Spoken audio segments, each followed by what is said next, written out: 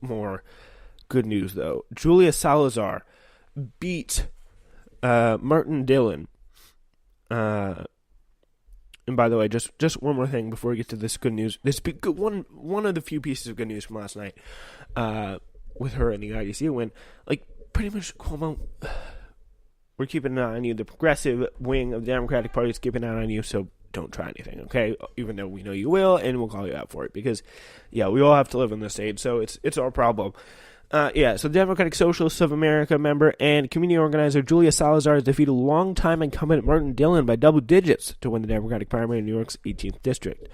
After fellow DSA member Alexandria Ocasio-Cortez won her own New York primary upset in June, the spotlight focused on Salazar in what seemed like a routine state legislative primary against an entrenched and well-connected incumbent became the subject of intense right-wing fascination, which is a little weird. She overcame negative press to oust Dillon, an 8-term incumbent Democrat who took on thousands of dollars from the New York real estate developers and was tarred by his own controversies.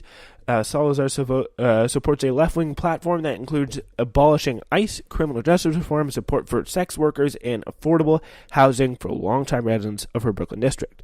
Tonight's victory is about New Yorkers coming together and choosing to fight against rising rents and homelessness in our community, Salazar wrote in a Twitter post after a victory. She will move forward in the general election with no Republican challenger. Julia Salazar's victory is a testament to how much her policy platform resonated with people in North Brooklyn, some of the fastest gentrifying communities in New York City. Susan Kang, leader of the New York City chapter of the DSA, told HuffPost her bold platform of fighting for tenants' rights, immigrant and transit riders matter more than this extensive smear campaign against her, and it shows you how important these issues really are. So it's very rare that you see someone overcome really a drowning of right-wing bad press. But, I mean, a lot of her voters probably don't read, like, Tablet Magazine or listen to what Bari Weiss has to say. So that's kind of a little bit of a lucky thing for her. And kind of makes you respect the people who voted for her, despite all of this and looking past that kind of stuff. So, yeah, that is quite cool. And by the way, these last two reports were from Splinter. All right.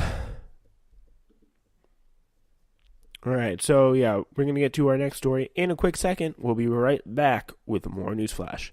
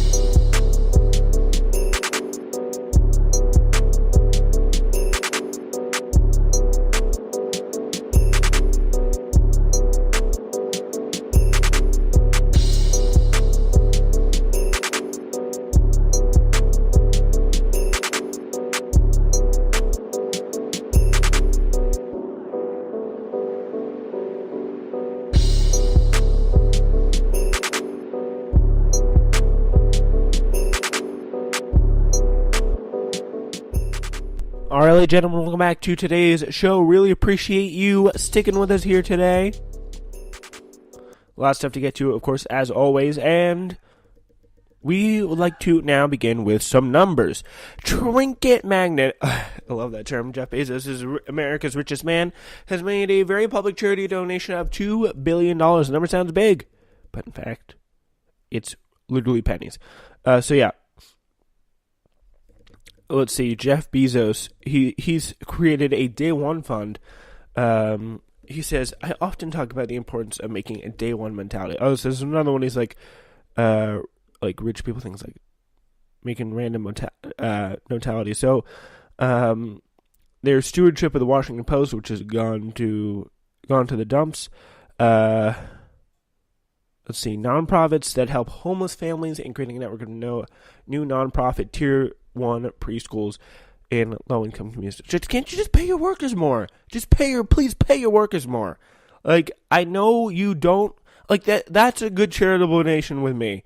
Just pay your workers $15 an hour, and I will really appreciate you a lot better, and don't decide whether, like, treat them like humans and pay them $15 an hour. Like, that's literally all you gotta do. It's just that simple. Like, be nice to your workers. Maybe you wouldn't be as rich, but still you wouldn't feel the need to be like, I'm donating to charity. But the truth is that number even big? It sounds big, but let's take a look at what the truth is. Jeff Bezos' approximate net worth is $163 billion. Jeff Bezos' largest ever commitment to charity is $2 billion. That represents precisely 1.2% of his overall wealth, and the median net worth of an American household is $97,300. The equivalent charity donation made by an average household is $1,168. If Jeff Bezos has given to charity the same portion of his wealth that an average household would give by donating less than $1,200. It's certainly a nice average household for an average household to donate $1,168 to United Way for Christmas, but I doubt anybody will be holding a parade for them. We shouldn't hold a parade for Jeff Bezos. Like, this is 1.2% of his wealth, guys. Come on. But personally, what I want to do really here is take this moment to say, Jeff Bezos, donate to charity all you want. But one thing that'll be better, in my opinion, than donating all your money to charity is actually treating your workers. Like, start at home. Start with your own home base, as they say. I'm not actually sure they say that, but whatever. But still, start with your own home base, your own people, and just get things fixed first. And pay your workers $15 an hour. Treat them like they're humans. Don't fire them based on what a machine says and based on productivity levels. Give them bathroom breaks.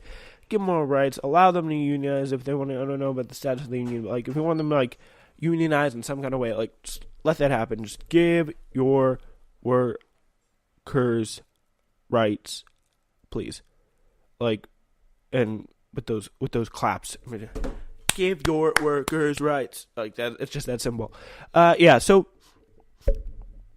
let's see. Consider the behavior of Bezos' peers here. He does not actually have peers, but his wealth approaches that of Bill Gates and Warren Buffett combined, but those people are as close as it gets. Bill Gates, the next richest man in America, has started the nation's most famous foundation, funded by his own billions. Warren Buffett, the next richest man, has given more than $30 billion in the past decade. Mark Zuckerberg has recently given $45 billion. All of them, with dozens of other billionaires, signed the Giving Pledge, a modest promise to give the majority of their wealth to charity. No one should have $1 billion. $1 billion exists in the bank account of a single human in a world where poverty exists is a profound failure of politics and morality. Great quote there from Hamilton Nolan of Splinter, and yeah, I think he nailed it. Like, that's just the problem. Like, we don't need to have these people in our lives. Like, we just don't need to have these type of people in our lives. Like, they should not, like, when all these problems exist, we just don't need them. Just don't need it. All right, we're going to move on now. As Hurricane Florence, as we know, barreling down to the Carolinas, Politico reports that the Trump administration's Federal Emergency Management Agency, FEMA Chief Brock Long, the guy who was tasked with brilliantly coordinating our natural disasters as well as we did in Puerto Rico. We did a great job. He was there for that. He was there for those good old days. That collection of greatest hits and how great they responded to the natural disaster in Puerto Rico that just recently ended up with 3,000 people dead. Yeah, that guy. He is under investigation now on whether he possibly misused official cars. Two officials confirmed that the site Politico, that Long is being investigated for using government cars to make the trek from Washington to North Carolina on the weekends, scheduling luxury that's apparently strained his relationship with Homeland Security Secretary Kirstjen Nielsen. As the site reported, Nielsen confronted Long about his travel. People familiar with the meeting gave conflicting accounts on whether she took the step of asking him to step down over the issue. So how far did this go? Long reportedly used a staff driver to get him home, when he started in the top FEMA job last year. Officials said Long's travels meant putting up aides in hotels at the taxpayers' expense. Not very good. Not very good at all. So that's another one of these. This is people of Carolina, be saved, because we have Brock Long on the job here. This is a very, very, very disturbing. So yeah, Long joins, of course, a growing club of Trump administration staffers who find themselves under investigation, a list that goes, of course, all the way to the top. And he's also in the warm company of numerous administration officials who just couldn't quit overindulging the perks of the job. So yeah. So obviously, welcome to the club, Brocky. Really gotta like that. But here's the thing. Let's see. We got two quick stories just to add on to the very end here. It'll take like 2 seconds. But, yeah, just a little bit more of an announcement. But now we turn to Rand Paul. U.S. Senator Rand Paul has one of the 4 million registered Republicans who ran for president in 2016, with his valiant effort getting him all the way to February before he dropped out after the Iowa caucuses. During the primary, the Kentucky Republican called Trump sophomoric, but these days he can't get enough of the guy. He's pretended to be a thorn in Trump's side, with his public waffling over voting for Mike Pompeo, but in the past several months, as The Hill pointed out, Paul has become one of Trump's biggest defenders in Congress, particularly with his regard to Trump's relationship with Russia and his very public feud with the Department of Justice. Yeah, and let's see. Of course, he's been attacked. Trump's been attacked. And they've had, obviously, their whole little back and forth. Paul called Trump a Democrat. And people, like, a lot of libertarians, like, they here's the truth. A lot of libertarians like Trump, or there is very few libertarians left. But still, the point is, everyone who's left has turned into Trump supporters now. And let's see, whenever you see this entire situation take place, whenever you see this whole kind of back and forth game take place, you need to do one thing. Like, if you were questioning whether this guy truly is a brave Trump outsider, let's see, Rand Paul 538 voting record. So if you type that in with the name of your favorite senator, Rand Paul, tracking Congress in the age of Trump. So let's see, and it tells you how much he votes with, how much he votes. So let's see, he votes with actually Rand Paul 74%. He votes with Trump's position. Rand Paul, he votes with Trump 74% of the time, which is actually quite, really seems a little bit surprising. He opposed him on things like tariffs. He opposed net neutrality. He actually opposed net neutrality with Trump, and he voted against the 2018 fiscal appropriations bill, just some things like that. But that's the thing you can do. If you ever want to find out how many people vote against Trump, like how many people like are real true Trump stand-uppers, let's just say, like just pretty much the people who actually stand up to Trump, that is like that's a perfect way to do it. What you want to do is you need to just pretty much type in your member of Congress 538, and then you'll get the number there.